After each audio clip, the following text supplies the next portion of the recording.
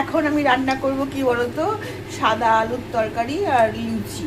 তার জন্য আমি সাদা আলুর তরকারির জন্য আমি কড়াই সরষের তেল গরম করেছি, এর মধ্যে 5 ফোড়ন দিয়েছি আর শুকনো লঙ্কা ফোড়ন দিয়েছি। আর এই দেখো আলু ডুমো ডুমো করে কেটে, আলু আর পেঁয়াজ রেখে দিয়েছি কেটে ডুমো ডুমো করে। এবার আমি তেল, দেখো লঙ্কাগুলো একটু কালচিটে হয়ে গেছে, দেখো মানে তেল গরম হয়ে গেছে। এবারে আমি একটু ছেড়ে দেবো।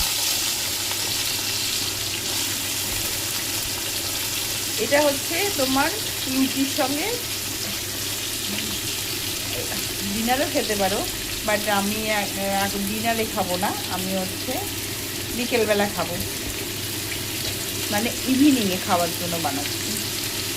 আমি বেশিরভাগই এইসব খাবার আমি ইভিনিংয়ে খাওয়ানোর জন্যই বানাই, আমার জন্য, তার জন্যই বানাচ্ছি। দেখো লবণ দিয়ে দিলাম।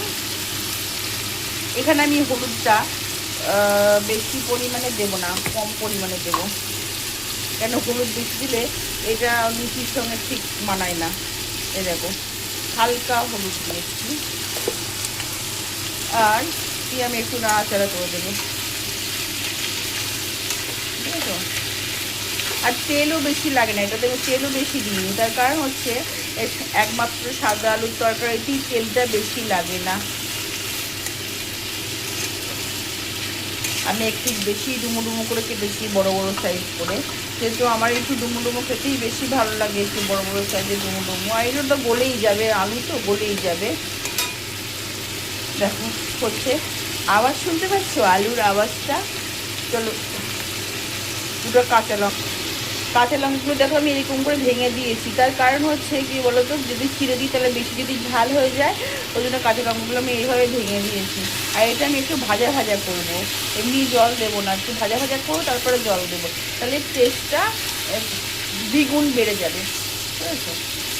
আর লঙ্কা যেহেতু শুকনো লঙ্কা আমি দুটো দিয়ে দিয়েছি ফোড়নে, ওই জন্য আমি কাঁচা লঙ্কা দুটো, আর কাঁচা লঙ্কাগুলো বিশাল ঝাল, জানো, বিশাল ঝাল, কড়াইটাই চলে যাচ্ছে, দেখেছো।